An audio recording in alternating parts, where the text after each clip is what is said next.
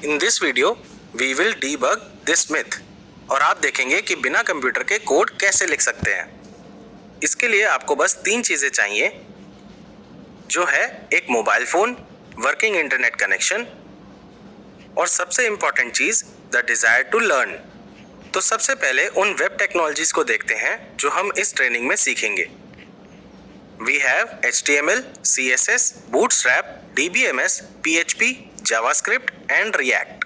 अब इन web technologies को mobile पर प्रैक्टिस करने के लिए आपको प्ले स्टोर से SPCK code editor, PHP editor और A वेब सर्वर एप्लीकेशन को इंस्टॉल करना पड़ेगा। चलिए पहले SPCK कोड एडिटर को इंस्टॉल करते हैं। प्ले स्टोर को ओपन करिए और सर्च बार में SPCK कोड एडिटर लिखिए। फिर एप्लीकेशन पर क्लिक करने के बाद इंस्टॉल पर क्लिक करिए। Depending on your internet bandwidth, installation में थोड़ा टाइम लग सकता है, so please wait patiently.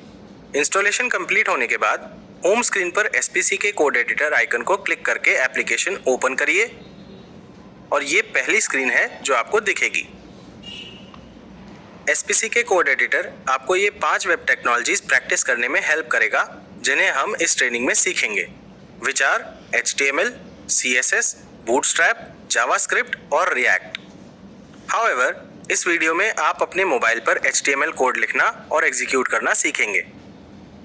SPCK code editor की होम स्क्रीन पर आप कुछ डिफ़ॉल्ट टैब्स देखेंगे। अभी हम इन पे ध्यान नहीं देंगे।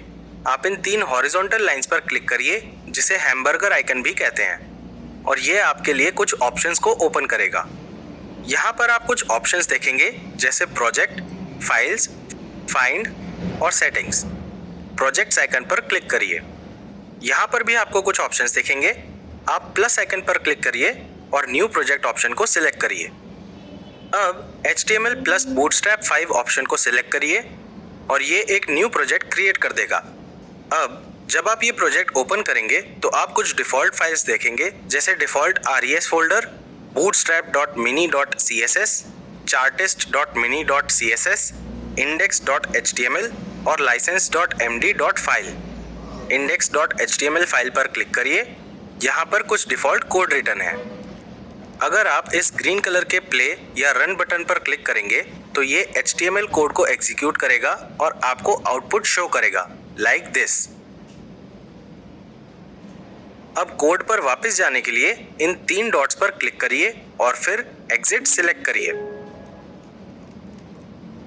अब क्योंकि हमें ये कोड नहीं चाहिए और हम अपना कस्टम HTML कोड लिखेंगे, तो हम इस फाइल के कंटेंट्स को डिलीट कर सकते हैं या फिर ये पूरी फाइल भी डिलीट कर सकते हैं।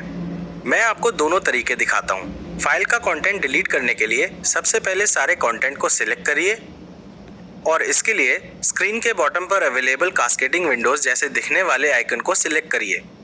ये कोड के सर्टेन एरिया को सिलेक्ट कर देगा। अब इन 4 हॉरिजॉन्टल लाइंस पर क्लिक कीजिए। ये पूरे कोड को सिलेक्ट कर देगा और फिर कोड डिलीट करने के लिए सीजर्स आइकन या कीबोर्ड से डिलीट बटन को सिलेक्ट करिए। दूसरा तरीका है हैमबर्गर मेन्यू ओपन करके फाइल के साथ में अवेलेबल 3 डॉट्स पर क्लिक करिए और डिलीट सिलेक्ट करिए। नेक्स्ट स्टेप में हम RES फोल्डर के अंदर HTML फाइल क्रिएट करेंगे। अब फिर से इन 3 डॉट्स पर क्लिक करके index.html नेम से फाइल क्रिएट करिए।